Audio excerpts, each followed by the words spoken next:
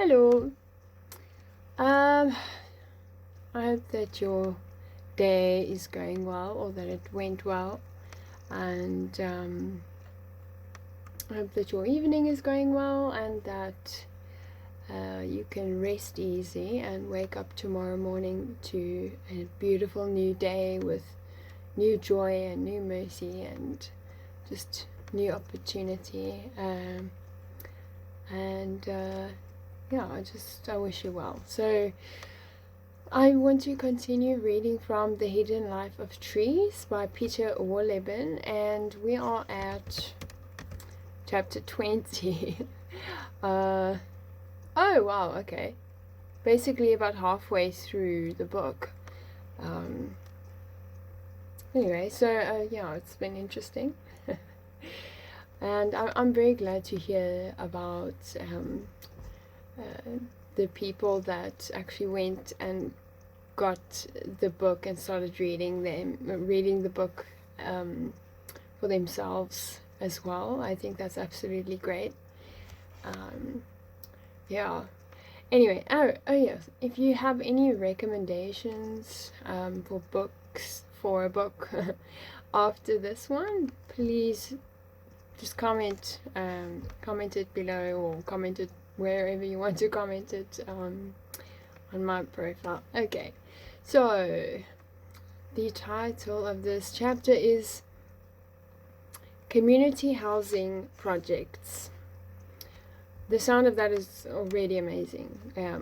Firstly, community. That's a very important word nowadays. Very, very important. Key. Housing projects. And I love that concept, something that is very important. And then along with that, I think that's great, as an initiative to do or to begin or to get involved with wherever you live or wherever you see that opportunity to do that. At the same time, I can't help but think community garden. And very near where I live, there's this amazing, it's so wow. It's like better than some nurseries I've seen, this community garden. And it is like abundance, and it started from absolutely nothing, like ugly dirt that was there before, and slowly but surely, with literally people from the community coming and joining and collaborating and building a community whilst planting food to provide for those who need it, and at the same time teaching skills and also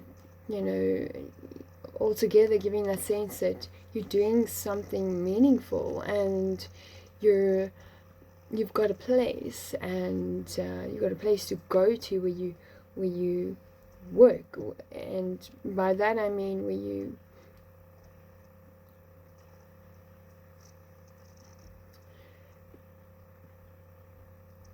it's like that your daily work that you do, like almost like your daily bread. It's like, I don't want to dwell too long there, but it's important for you to have something like that to do. It gives you a sense of purpose, or at least it can help you find what your desires are, what is a dream that you might have. It might, getting yourself involved with community type projects.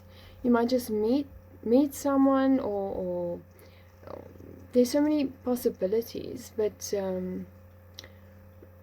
the thing about it, the community aspect, we can't avoid that anymore. It really, the time is now. It actually, it should be happening more and more,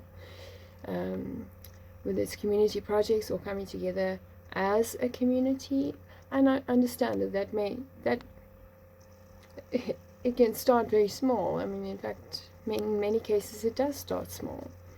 I mean, but it doesn't take just one person alone. That's not a community. One plus another person, you've got a type of fellowship there. And I can't help but think of common unity, and when two people come together,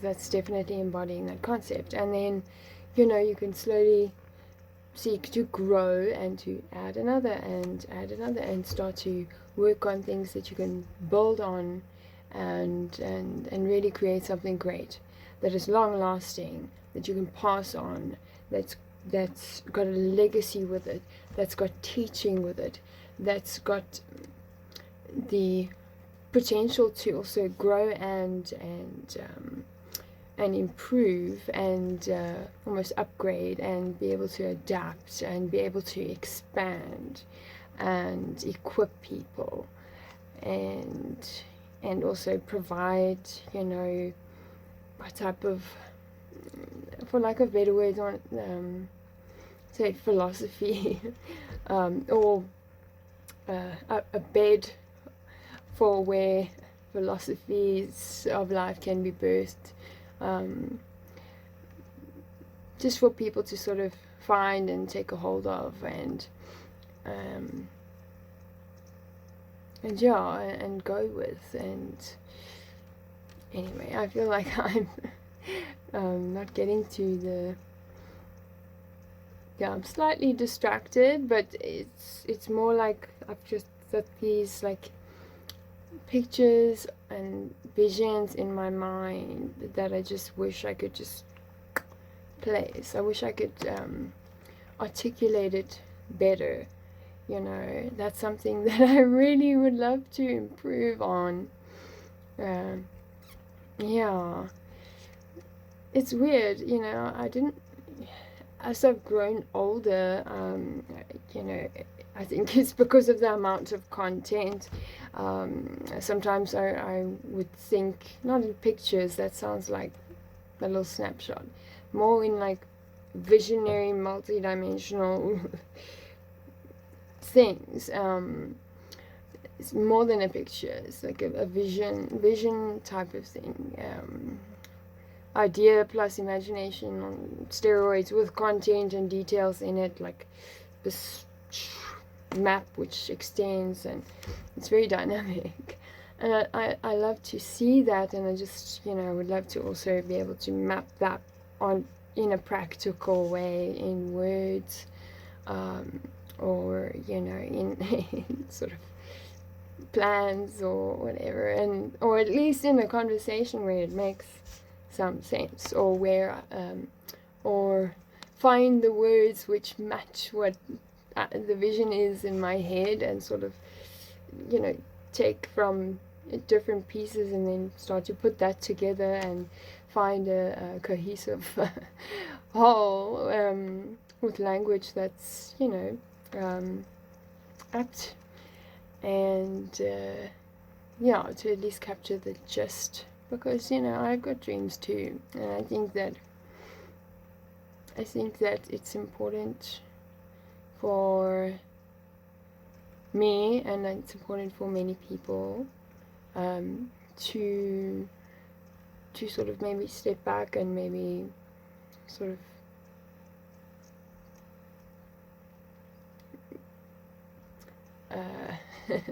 I don't know if it's a pride thing, but maybe it's not. Maybe it's like give yourself a bit of encouragement to sort of look at the dreams that you have, or that you had, that you sort of like swept to the side because you thought blah blah blah. But I'm thinking that if you're here and still alive, it's not a bad thing to at least sort of think of them, and and try and reignite them. I suppose how I can put this is like, don't throw your dreams away. You're allowed to have them. There's a reason why you have them. And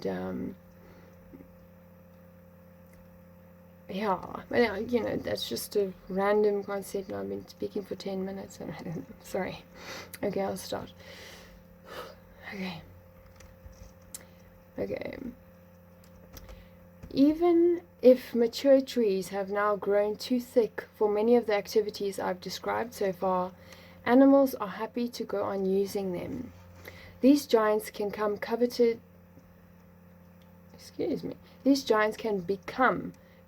living spaces, a service the trees do not offer voluntarily. Birds, martins, and bats are particularly partial to the thick trunks of older trees. They like thick trunks because the sturdy walls provide especially good insulation against the heat and cold. In Europe, it's usually a great spotted woodpecker or a black woodpecker that gets things started. The bird hacks out the hole in the trunk that may be only an inch or two deep. Contrary to popular opinion, the birds don't restrict themselves to rotten trees, and they often start construction in healthy trees. Would you move into a ramshackle home if you could build a new one next door? Just like us, woodpeckers want the place where they bring up their families to be solid and durable. Even though the birds are well equipped to hammer away at healthy wood, it would be too much for them to complete the job all at once. And that's why they take a months-long break after the first phase, hoping fungi will pitch in. As far as the fungi are concerned, this is the invitation they have been waiting for, because usually they can't get past the bark. In this case, they quickly move into the opening and begin to break down the wood. What the tree sees as a coordinated attack, the woodpecker sees as a division of labor. After a while, the wood fibers are so mushy that it's much easier for the woodpecker to enlarge the hole. Finally, the day comes when construction is complete and the cavity is ready to move into. But that's not enough for the crow-sized black woodpecker, and so he works on a number of cavities at the same time. He uses one for the kids, one for sleeping, and others for a change of scene. Every year the cavities are renovated, and wood chips at the base of the trees are evidence of this activity. Renovation is necessary because the fungi that have invaded the space are by now unstoppable. They keep eating deeper into the trunk, transforming the wood into damp mush, which isn't an ideal environment in which to raise a family. Every time the woodpecker cleans out the soggy mess, the nesting cavity gets a little larger. Sooner or later, the cavity becomes too large and, above all, too deep for the baby birds, which must climb up out of the opening to make their first flight. And now it's time for the subletters to move in. The subletters are species that can't work with wood themselves. There's the nuthatch, which is somewhat like a woodpecker but much smaller. Like woodpeckers, it hops around on dead wood, pecking away to get a beetle larvae. It loves to build its nest in abandoned great spotted woodpecker nesting cavities, but there's a problem. The entrance is way larger than it needs, and it could let predators intent on eating its... Hold up. The entrance is way larger than it needs and could let in predators intent on eating its brood. To prevent this, the bird makes the entrance smaller using mud, which it arranges artfully around the perimeter. While we're on the subject of predators, trees also offer their subletters a special service on the side, thanks to the characteristics of their wood.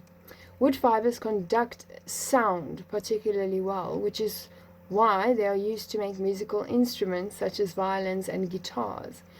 You can do a simple experiment to test for yourself how well these acoustics work.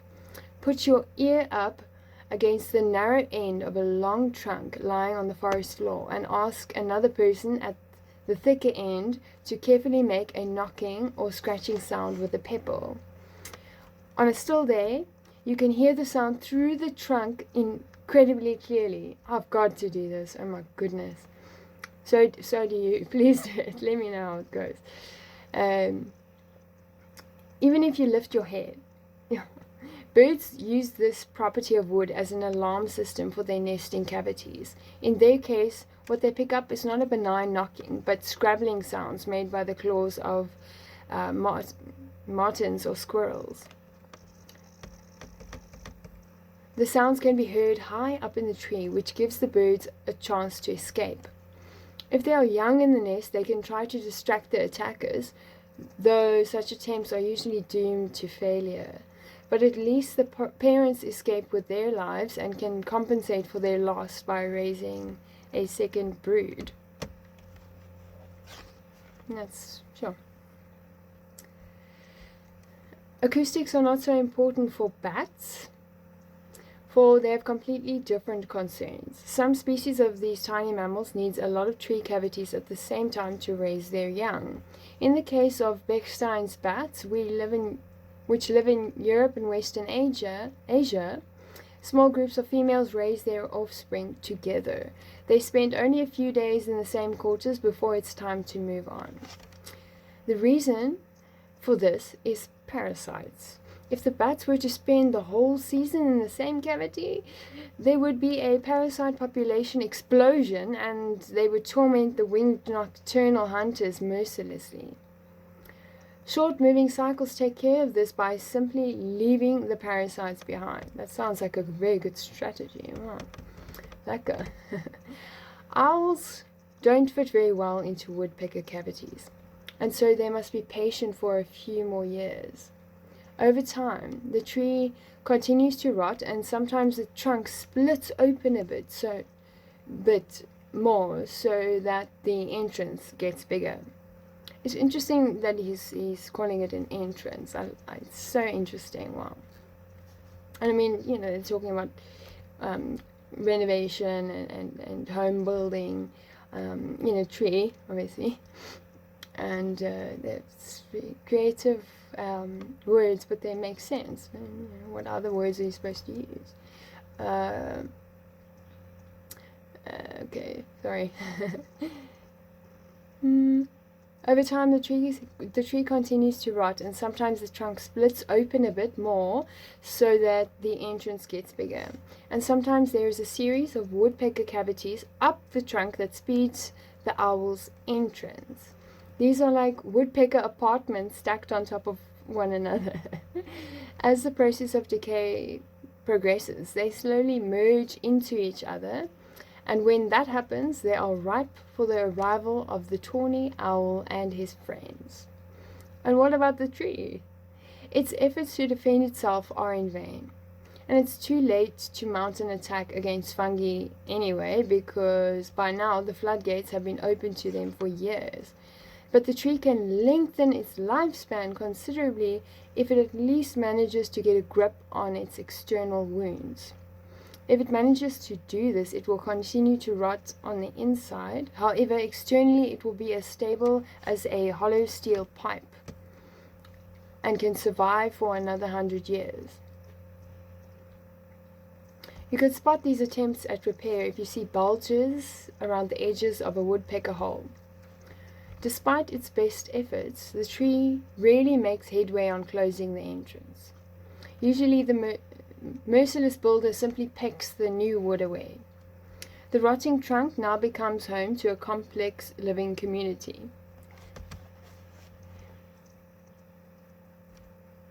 What did I click now?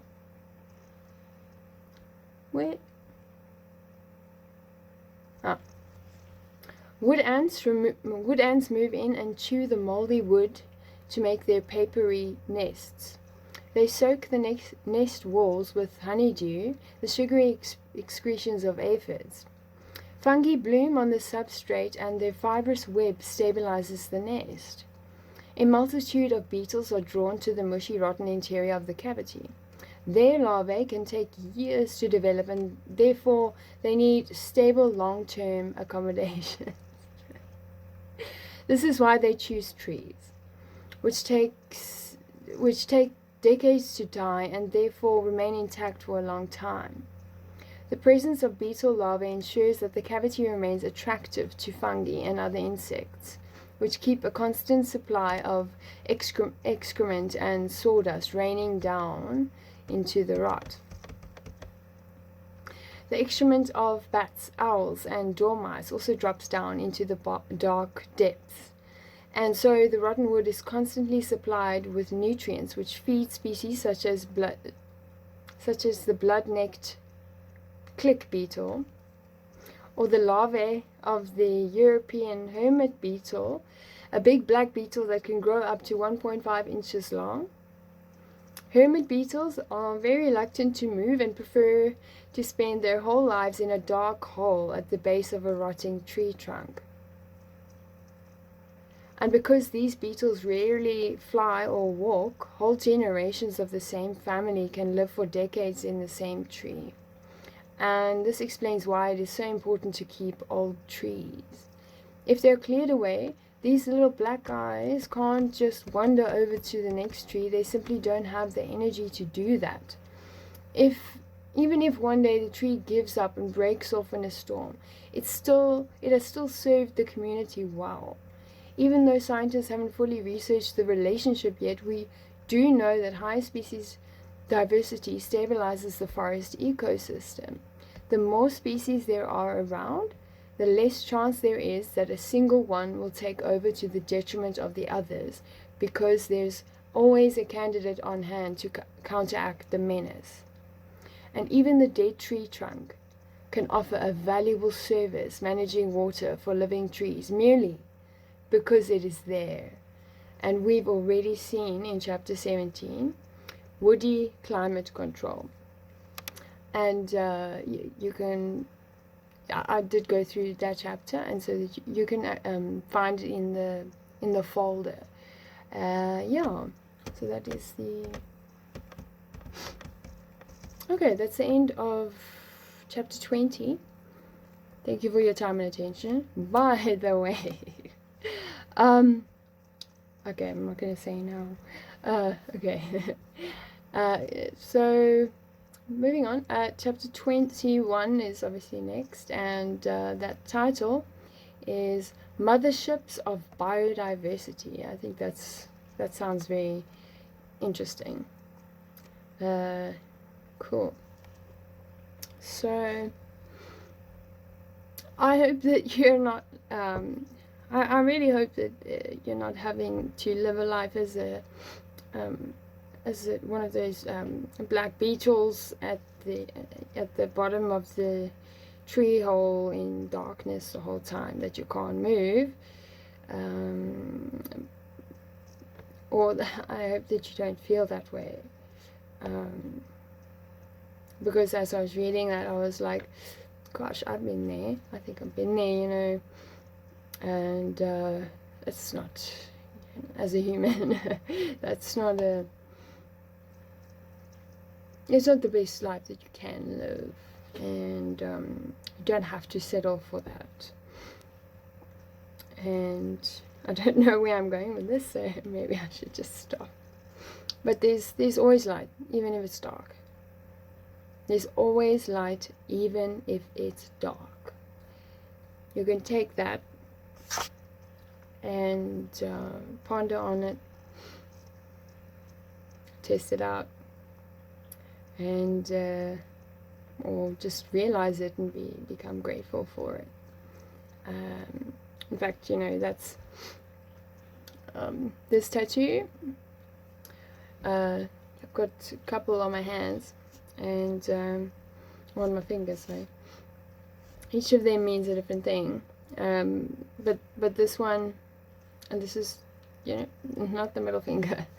It's got a little moon symbol, not to indicate a certain phase. My gosh, I had drawn it on with a pen, because for me that symbolizes there is always light, even if it's dark. That's just how I drew it on my finger, and I knew exactly what it meant. And so whenever somebody asks me, you know, that's the phrase I say. And you know, it's not really something to question. It is really true. So yeah, and you know, praise God for that, because it's amazing. Because even when you truly can't see, what he can do, what he can show you that is perhaps not even visible to your, like, you know, usual senses, or to your natural body and mind and thinking and stuff like that. You know, you can be in a state or a place which is kind of undescribable, and yet God can show up in a way that is kind of inconceivable, but he can sort of put into you that light that you need to see, or to have in your vision. That's why he's a God of provision. And he can definitely provide that hope that you need. And yeah, at the same time, I want to say, you know, keep that hope alive. If you feel it starting to, you know, you will know, and at least check yourself often, but you will be able to identify if you're starting to feel a little bit more hopeless. That is an indication you gotta do something at that point, because you know, to dwell in the place of hopelessness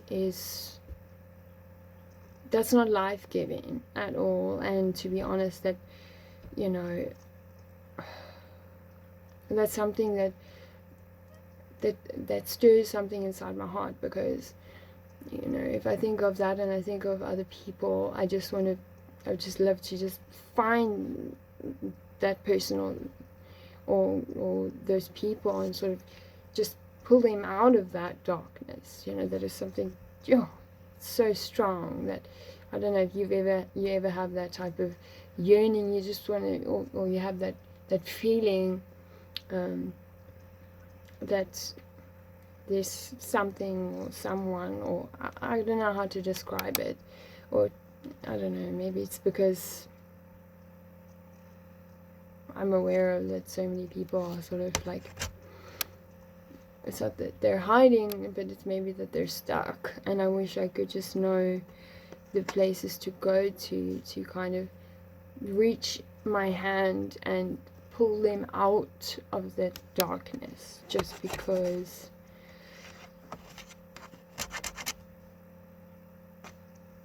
that's a need that we can meet. And again, I'm gonna get back to community, and it's like, you know, community can be like this, two things coming together. And this, you know, imagine, like, okay, I don't know, this is the funky me, okay? You know, imagine I reach, and then together, you know, we can make something happen. But it's pointless. What am I actually doing? I'm just reaching into thin air. I'm not actually making a difference. And if somebody's reaching out and there's no one there to sort of connect to them, that's really sucky. It's really not nice, and people shouldn't be in that situation. So that's why it's important to try and, like, at least start, even trying to, like, build your own, like, kind of community structure, even if it's small, because you never know how that can grow.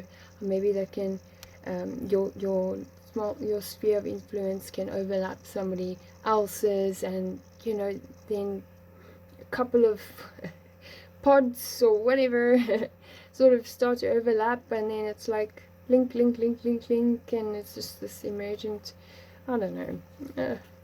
Again, I'm trying to describe sort of what I have in my head. Maybe it's in my heart.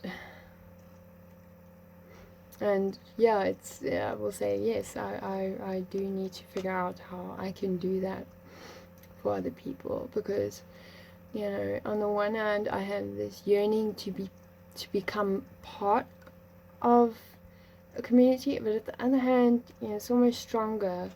I want to create one, because I feel that there's quite a lot of options to just kind of join in.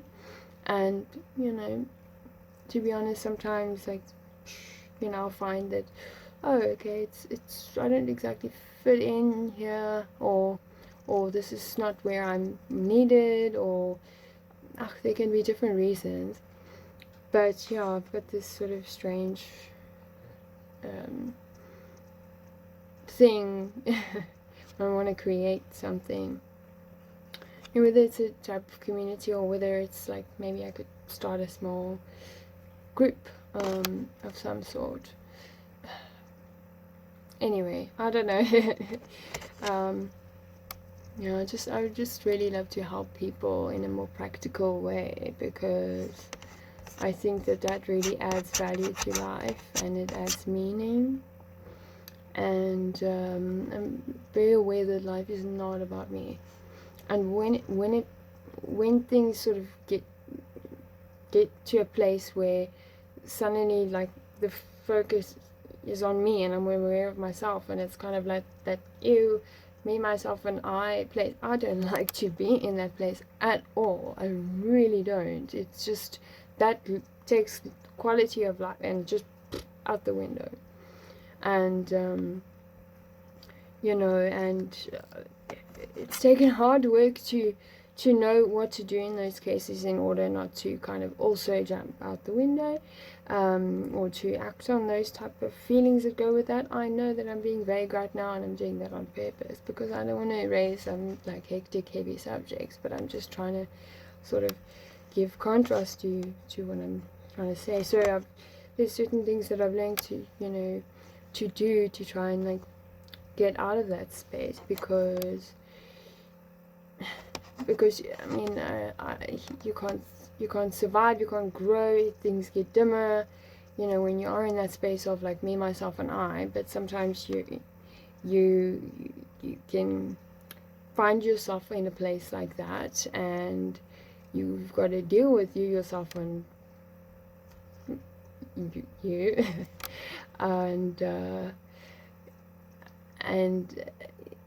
and not hate on yourself in that place, but also sort of work together with yourself. This is very difficult to explain, but and then in that case, what truly helps is God, because ultimately there again, what I can say is that and what I hope for people, that they come to the realization that you can't do everything by yourself. You can't do whatever it is. You're not meant to be alone. You're not meant to think that you've got to do everything by yourself. That you do everything by yourself, as if you don't get help from God, as if God didn't create the earth underneath you, as if there's not already things that you've been blessed with. And but what I'm trying to say is that, like, I don't think that you should feel ultimately like overburdened unnecessarily. The reason why I say overburdened, because like that sorry, that's a bit too much. So then we can be like streamlined and say, okay, feeling burdened. Okay, that sounds like a lot to deal with, a lot of weight to carry. But now you want to be burdened and alone, like, and there's a type of thinking where perhaps it's got to do with stubbornness, and I've got experience with that. Stubbornness, you got very close to that is perseverance. It's very important to know the difference, or to know where the boundary lies, or where that threshold is, and what to do when it's appropriate, and so that takes practice, and it takes reflecting, and it takes a little bit of experience as well, but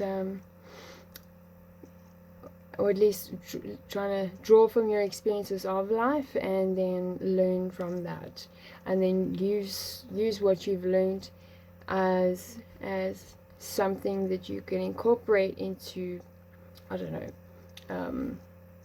for lack of a better word, into a learning module that is movable, adaptable, changeable, that you can implement that can then also take on and include and help integrate a couple of other things, that you've almost got like this Rubik's Cube that you can handle and that you can solve and then navigate or be able to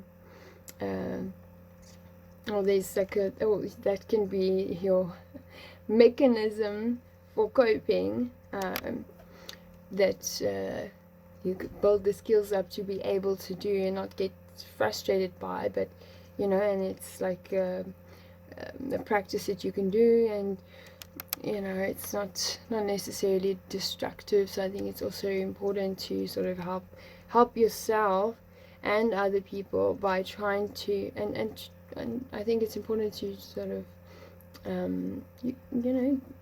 do this with another person to help construct a structure that can sort of be the frame, that sort of the outline of what you got to fill it with in order to create a way or